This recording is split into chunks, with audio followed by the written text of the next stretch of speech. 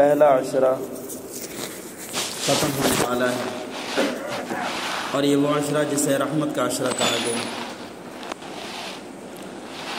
اور آگے مغفرت کا عشرہ شروع ہونے والا ہے۔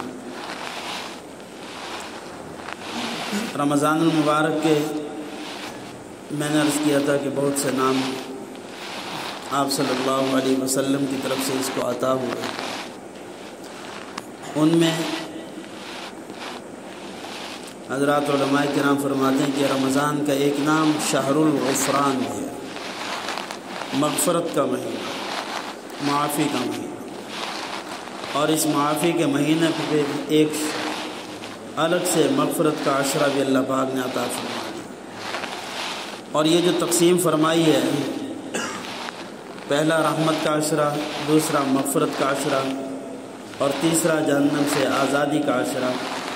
پہلا رحمت کا عشرہ یہ پورا ہو گیا، اب اس کا یہ مطلب ہرگز نہیں کہ رحمت ختم ہو، رحمت کا عشرہ ختم ہو گیا تو رحمت بھی ختم ہو گئی، نہیں، رحمت کا عشرہ اس کے ساتھ ساتھ اب مغفرت کا عشرہ بھی شروع ہو گیا۔ جو دوسرا عشرہ وہ مغفرت کا، اس کے ساتھ رحمت بھی رب کی شامل ہوتی ہے، اور جب دوسرا عشرہ مکمل ہو جاتا ہے تو پھر تیسرا عشرہ جہنم سے آزادی کا، وہاں رحمت بھی ہوتی ہے، وہاں مغفرت بھی ہوتی ہے، پھر جہنم سے آزادی بھی ہوتی ہے۔ اللہ پاک کا کروڑا احسان کہ اس نے مجھے اور آپ کو یہ رمضان جیسا مہینہ عطا فرمایا، اور اس پر ہم راضی ہیں، الحمدللہ۔ سب آپ کہہ دیں الحمدللہ، ہم سب راضی ہیں اس پر، اور اللہ کا شکر ادا کرتے ہیں۔ اب میرا اور آپ کا فرض یہ بنتا ہے کہ ہم بھی اپنے اللہ کو راضی کریں، جیسے اس نے ہمیں رمضان عطا فرما کر راضی کیا، اس نے ہمیں راضی کر دیا، اب ہم اپنے رب کو راضی کر دیں۔ یہ شخص کامیاب ترین انسان ہے، یہ شخص کامیاب ہے کہ اللہ اس سے راضی ہو گیا۔ بہرحال اللہ تعالیٰ نے جب انسان کو پیدا فرمایا، شیطان سے کہا کہ آدم کو سجدہ کرو، شیطان نے نہ کیا، فرشتوں کو کہا، فرشتوں نے کر دیا، شیطان مردود ہوا رب کے حکم توڑنے کی وجہ سے، تکبر کی وجہ سے، غرور کی وجہ سے۔ اللہ تعالیٰ نے فرمایا کہ چل نکل جا، پھر اس نے کہا کہ اے اللہ میں آپ کے محبوب بندوں کو گمراہ کروں گا، مجھے اتنی مہلت دیجیے۔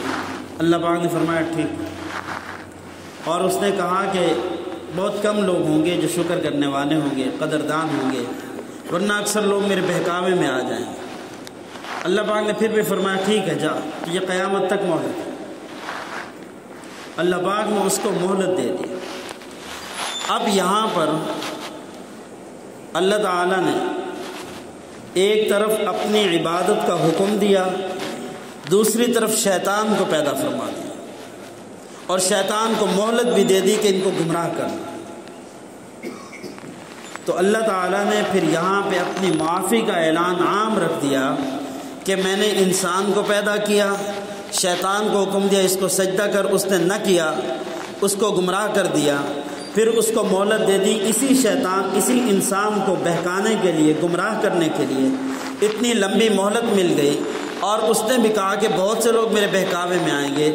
تو اللہ پاک نے فرمایا ٹھیک ہے، لوگ بہکاوے میں آ جائیں گے، گمراہ ہو جائیں گے، لیکن اللہ تعالیٰ نے پھر اپنا کرم فرمایا کہ ہمارے لیے، میرے اور آپ کے لیے معافی کا عام اعلان فرما دیا کہ اگر شیطان تمہیں کہیں گمراہ کر دے، تمہیں گناہوں کی طرف لے جائے، تمہیں راستے سے ہٹا دے، تمہیں جہنم کے راستے پہ لے آئے، تمہیں خواہشات نفسانی کرنے پر مجبور کر دے، پھر بھی تم اتنا کچھ کرنے کے بعد ایک مرتبہ میرے در پہ آ کے کہہ دینا ربا ہم سے غلطی ہو گئی، اللہ فرماتے ہیں کہ میں تمہارے سارے گناہوں کو معاف فرما دوں۔ شیطان کو بھی خود پیدا فرمایا، پھر شیطان کو مہلت بھی دے دی انسان کو گمراہ کرنے کے لیے۔ اتنا کچھ کے باوجود انسان کو پھر اللہ پاک نے یہ انمول چانس عطا فرما دی ہے کہ میرے بندے گناہ تجھ سے ہو جائیں گے، پھر بھی تو میرے پاس آ جائے۔ اور جس طرح ایک بچہ غلط مجلس کے اندر بیٹھتا ہے، بری صحبت کے اندر بیٹھتا ہے، تو ماں وہ اپنے بچے کا قصور نہیں لگاتی کہ میرے بچے کا دل کیا یہ خود جا کے بیٹھا۔ ماں نہیں کہتی کہ میرے بچے کا قصور ہے وہاں گیا کیوں ہے، وہ دوسروں کو برا کہتی ہے کہ اس کے دوست برے ہیں، وہ اس کو مجلس میں لے کے جاتے ہیں، وہ اس کی برائی کا سوچتے ہیں، وہ اپنے بیٹے کو غلط کبھی نہیں کہتے۔ اللہ تعالیٰ جو ماؤں سے بھی ہزارہ گنا زیادہ پیار کرنے والے، محبت کرنے والے، وہ اپنے بندوں کا کیسے قصور لگا سکتے تھے کہ یہ میرے بندوں کا قصور ہے؟ فرمایا نہیں، کہیں فرمایا فَأَزَلَّهُمُ الشَّيْطَانُ، شیطان نے ان کو گمراہ کر دیا، کہیں فرمایا فَوَسْوَسَ لَهُمُ الشَّيْطَانُ، شیطان نے ان کے دل میں وسوسہ ڈال دیا، کہیں فرمایا فَأَنْسَانِيهُ الشَّيْطَانُ، شیطان نے ان سے بھول کروا دی ہے۔ تو اللہ تعالیٰ نے شیطان کے اوپر ڈال دیا کہ یہ میرے بندوں کو گمراہ کر رہا ہے، میرے اپنے بندوں کا قصور نہیں۔ میں عرض کر رہا ہوں کہ اللہ پاک کتنے غفور الرحیم۔ اور پھر اللہ تعالیٰ نے قرآن کریم کے اندر جہاں بھی ذکر فرمایا رحمت کا اور مغفرت کا ساتھ ساتھ ذکر فرمایا۔ یہ اسی لیے عرض کر رہا ہوں کہ آج رحمت کا عشرہ مکمل ہو رہا ہے، کل آخری روزہ، اور اس کے بعد پھر مغفرت کا عشرہ شروع ہو جائے۔ تو اللہ تعالیٰ نے قرآن کریم میں جہاں بھی رحمت کا ذکر آیا وہاں مغفرت کا بھی ذکر آیا۔ آدم علیہ نبینا علیہ السلام کو دعا سکھلائی، اللہم ربنا ظلمنا انفسنا وإن لم تغفر لنا وترحمنا، وإن لم تغفر لنا وترحمنا، یہاں مغفرت کا اور آگے رحمت کا ذکر۔ آپ صلی اللہ علیہ وسلم کو دعا سکھلائی گئی، فرمایا قل رب اغفر وارحم، قل رب اغفر وارحم، اے محبوب آپ کہیے اے میرے پروردگار مجھے معاف کر دے اور مجھ پر رحم فرما، مجھے معاف کر دے اور مجھ پر رحم فرما۔ اس لیے کہ اللہ تعالیٰ نے معافی کے کئی راستے رکھے۔ انسان نیک عمل کرتا ہے پھر اس کے گناہ معاف ہوتے ہیں، نیک عمل ہو نہیں پاتے، یا جیسا کرنا چاہیے تھا ویسا کر نہیں سکتا، یا اللہ پاک کوئی آزمائش دے دیتے ہیں، انسان اس آزمائش سے گزرتا ہے پھر جا کے اس کے گناہ معاف ہوتے ہیں۔ انسان کے اوپر کوئی تکلیف آ گئی، بیماری آ گئی، انسان اس بیماری کے اندر تکلیف کو سہتا ہے پھر اللہ پاک اس کے گناہ معاف فرماتا ہے۔ انسان کو کوئی غم لاحق ہو گیا، کوئی دکھ پہنچا ہے، اب اس نے اس پر صبر کیا، اللہ پاک پھر اس کے گناہوں کو معاف فرماتے ہیں۔ انسان سے کوئی اپنا پیارا جدا ہو گیا، کوئی الگ ہو گیا، کوئی بڑی آزمائش آ گئی، تکلیف آ گئی، اب انسان اس میں صبر کرتا ہے تب اس کے گناہ معاف ہوتے ہیں۔ اللہ پاک نے اپنے محبوب صلی اللہ علیہ وسلم کو دعا سکھلائی، محبوب آپ دعا کیجئے قل رب اغفر وارحم، اے اللہ اے پروردگار مجھے معاف فرمائیں اور رحم فرمائیں۔ مطلب یہ کہ اپنے رحم کے ذریعے آپ مجھے معاف فرمائیں، مجھے کوئی تکلیف دے کر، آزمائش دے کر، دکھ دے کر، بیماری دے کر، کوئی بڑی تکلیف پہنچا کر مجھے گناہوں سے معاف نہ کریں، بلکہ اپنے رحمت کے ذریعے میں آپ کے اپنے گناہوں سے معافی مانگتا ہوں۔ اللہ پاک چاہیں تو کسی اور راستے سے معافی کا اعلان کر دیں، مگر فرمایا نہیں، رب سے مانگو کہ اپنے رحمت کے ذریعے ہمیں معاف فرمائے۔ جب رب اپنے رحمت کے ذریعے معاف فرمائیں گے اس میں پھر کوئی پریشانی نہیں آئے گی، کوئی تکلیف نہیں آئے گی، کوئی دکھ نہیں آئے گی۔ اور آپ صلی اللہ علیہ وسلم کو یہ دعا سکھلائی گئی رب اغفر وارحم، کیا آپ ایسے کہیں؟ حضور علیہ السلام کے کون سے گناہ تھے؟ ہمارا تو ایمان ہے آپ صلی اللہ علیہ وسلم سے کوئی چھوٹی خطا بھی نہیں ہوتی، کوئی غلطی نہیں ہو ہی نہیں سکتی، اور آپ صلی اللہ علیہ وسلم کو اللہ پاک نے خود فرما دیا لیغفر لک اللہ ما تقدم من ذنبک وما تأخر، محبوب آپ سے کوئی غلطی ہوئی نہیں، اگر ہوئی ہم وہ بھی معاف کر دیں گے، اور ہوئی بھی نہیں تو کہا مجھے اور آپ کو جا رہا ہے محبوب یہ دعا تو آپ کو سکھلا رہا ہوں، لیکن قرآن میں لا کے آپ کی امت تک یہ پیغام پہنچا رہا ہوں کہ امتی جب بھی دعا مانگے وہ کہے اے اللہ میری مغفرت فرما اور اپنی رحمت کے ذریعے مغفرت فرما۔ اسی طرح قرآن کریم میں فرمایا نبی عبادی انی انا الغفور الرحیم، میرے بندوں کو خبر دے دیجئے میں معاف کرنے والا ہوں اور رحم کرنے والا، ان اللہ غفور الرحیم، بے شک اللہ معاف کرنے والے ہیں اور رحمت کرنے والے ہیں، واللہ غفور الرحیم۔ بہت سے مقامات پہ رحمت اور مغفرت ساتھ ساتھ ہے۔ تو یہ رمضان کا مہینہ اللہ پاک نے ہمیں عطا فرمایا، اس میں ہم مغفرت بھی مانگیں اور رحمت بھی مانگیں، اور پھر یہ رمضان کا مہینہ بالخصوص اللہ پاک نے معافی کے لیے ہی بنا دیا۔ رمضان کا مہینہ اللہ نے بنایا ہی معافی کے لیے۔ سیدنا علی المرتضیٰ رضی اللہ تعالیٰ عنہ فرماتے ہیں کہ اگر اللہ پاک نے انسانوں کو معاف نہ کرنا ہوتا تو اللہ پاک قرآن کریم میں سورہ اخلاص کو نازل نہ فرماتے اور سال کے اندر رمضان کے مہینے کو عطا نہ فرماتے۔ یہ دونوں چیزیں اللہ پاک نے انسان کو دی ہیں، تو اس کا مطلب ہے کہ اللہ پاک اس امت کی لازماً بخشش کرنا چاہتے ہیں۔ وہ ایک شخص تھا، میلے کے اندر چلا گیا دیہات سے، وہاں گیا، اس کی جیب کٹ گئی۔ اب اتنی چیزیں دیکھی، رنگینیاں دیکھی، سب کچھ دیکھنے کے بعد جب گھر آیا جیب خالی تھی۔ گھر والوں نے پوچھا، دوستوں نے پوچھا کہ کیا تھا وہاں پہ؟ کہا کہ میلہ کیا تھا، بس میری جیب کاٹنے کا ایک تماشا بنایا ہوا۔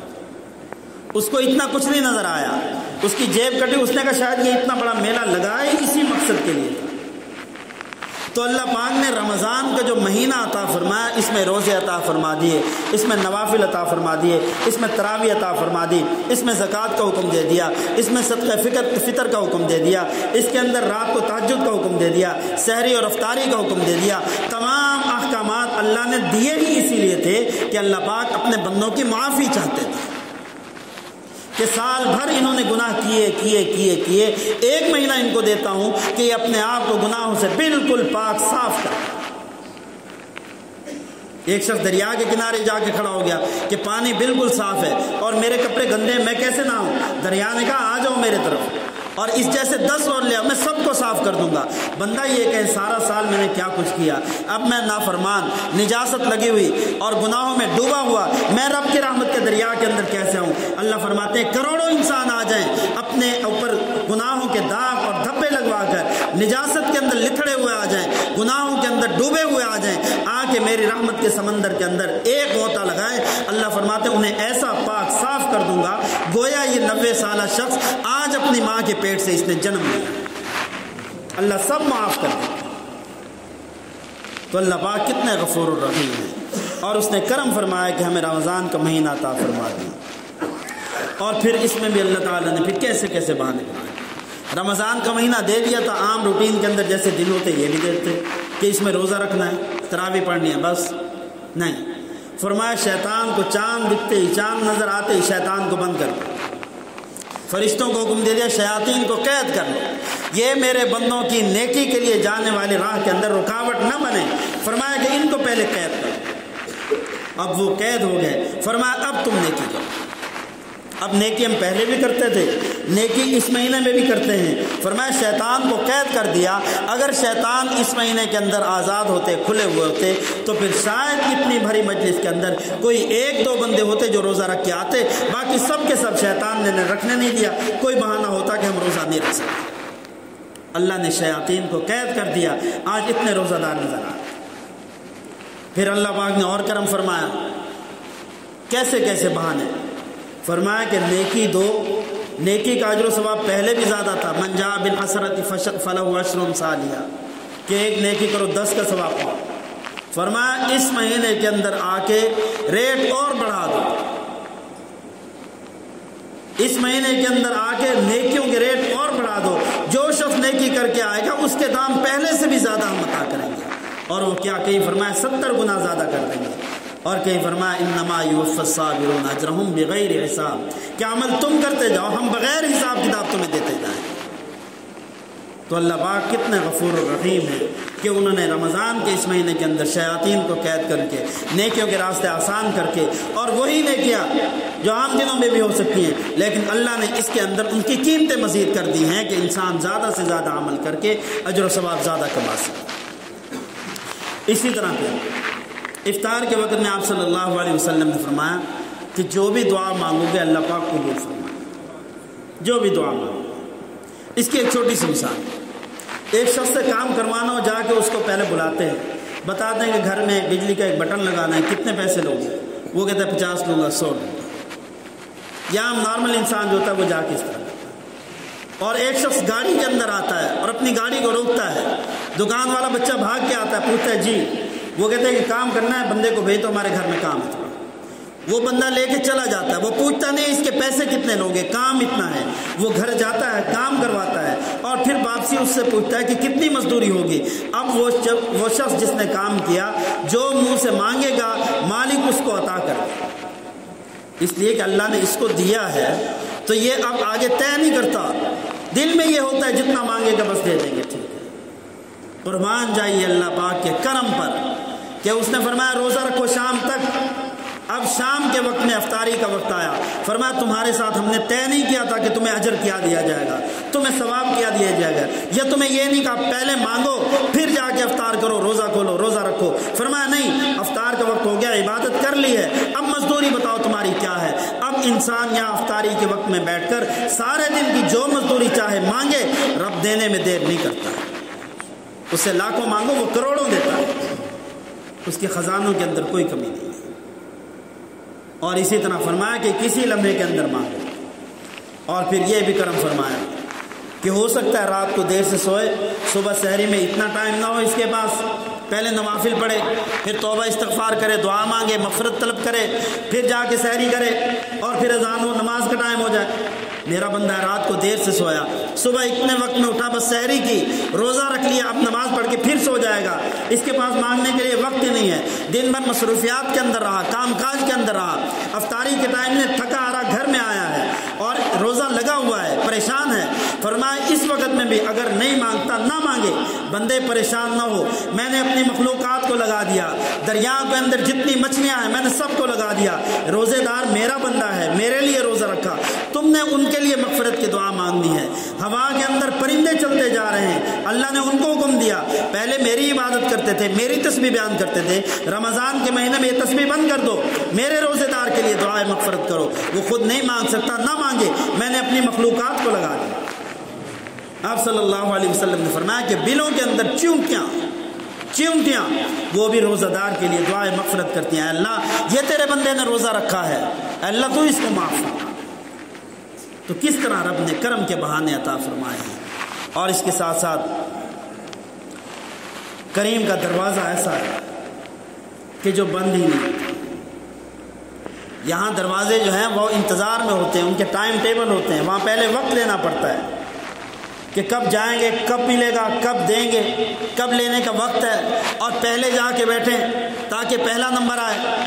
فرمایا نہیں، یہ کریم ایسا ہے جس کا دروازہ بند ہی نہیں ہوتا، وہ صبح کے وقت میں کوئی آئے، دوپہر کے اندر آئے، رات کے اندر آئے، رات کے کسی حصے کے اندر بھی آ جائے، وہ اپنے رب کے دروازے کو بند نہیں پائے گا، وہ جب بھی آئے گا اس کے دروازے بھی کھلے ہوئے ہوں گے۔ اور اللہ فرماتے ہیں کہ میرا بندہ چلنے میں ایک قدم چلتا ہے، 9 سے 10 پورے کر کے اپنی رحمت کے اندر اس کو میں ڈھانپ لیتا ہوں۔ تو اللہ پاک نے یہ رمضان کا مہینہ ہمیں عطا فرمایا، تو یہ مغفرت کے لیے عطا فرمایا، بخشش کے لیے۔ آخری بات عرض کر دی، بیٹے کو کوئی بد دعا دے تو ماں اس کو برداشت نہیں کرتی۔ کوئی بیٹے کو تیرا بیٹا ایسا ہے اس کو بد دعا دے، ماں برداشت نہیں کرتی۔ اگر ماں اس سے کچھ دکھی ہوگی تو پھر وہ خاموش ہو جائے گی، دل میں سوچے کہ میرا بیٹا ہے ہی ایسا۔ ماں دکھی ہوگی، اور یہ بہت کم ہوگا کہ جہاں ماں دکھی ہو، ورنہ ماں نہیں برداشت کرتی۔ اور اس سے بھی آگے اگر کوئی ماں اس سے زیادہ مجبور ہے، پریشان ہے، تنگ ہے، پھر ماں اس دعا پر اس کو آمین بھی کہہ دے گی۔ بیٹے کو بد دعا دی، خاموش رہتی، خاموش بھی نہیں، اسی بد دعا پر آمین کہی کہ اس نے سچ کہا ہے، تیری حرکتیں ایسی ہیں، ماں آمین کہہ دے، پھر اس کی قبولیت میں کوئی شک نہیں۔ یہاں آپ صلی اللہ علیہ وسلم منبر پر تشریف فرما ہو، پہلی پہ قدم رکھا سیڑھی پہ، فرمایا آمین، دوسری پہ قدم رکھا، فرمایا آمین، تیسری پہ قدم رکھا، آمین۔ صحابہ کرام رضوان اللہ علیہ مجمعین نے پوچھا کیوں، کیا ہوا؟ ہم نے عجیب معاملہ دیکھا ہے محبوب صلی اللہ علیہ وسلم۔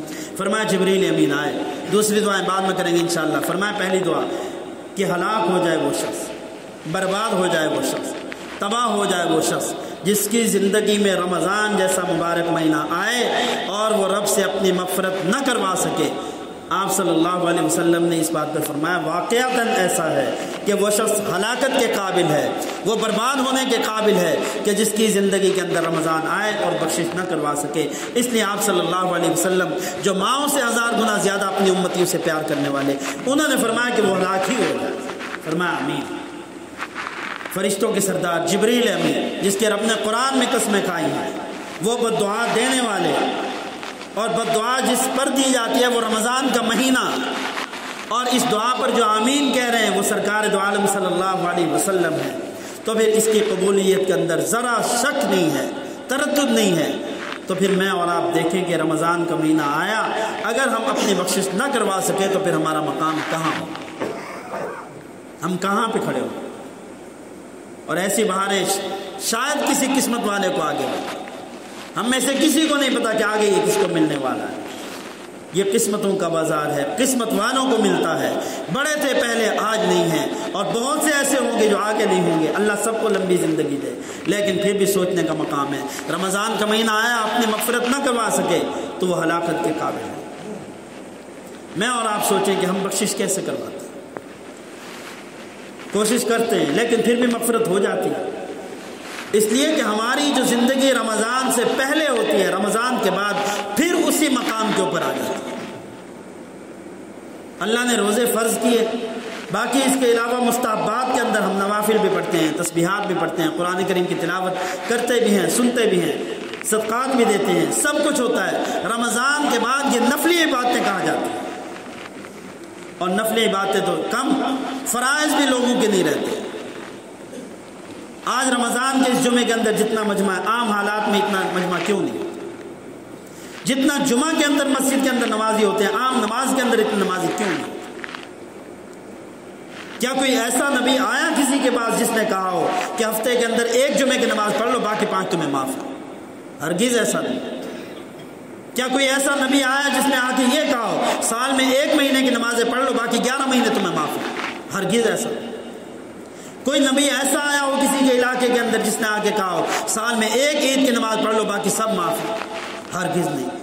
میرے نبی، آپ کے نبی، آپ میں سے ہر ایک کے نبی، اور جنہوں نے اس وقت نماز نہیں پڑھی ابھی باہر ہوں گے، ان کے نبی ایک ہی پیغام لے کے آئے ہیں اور ایک ہی نماز کی فرضیت کا حکم لے کے آئے ہیں کہ جب تک جسم کے اندر جان ہے نماز فرض ہے۔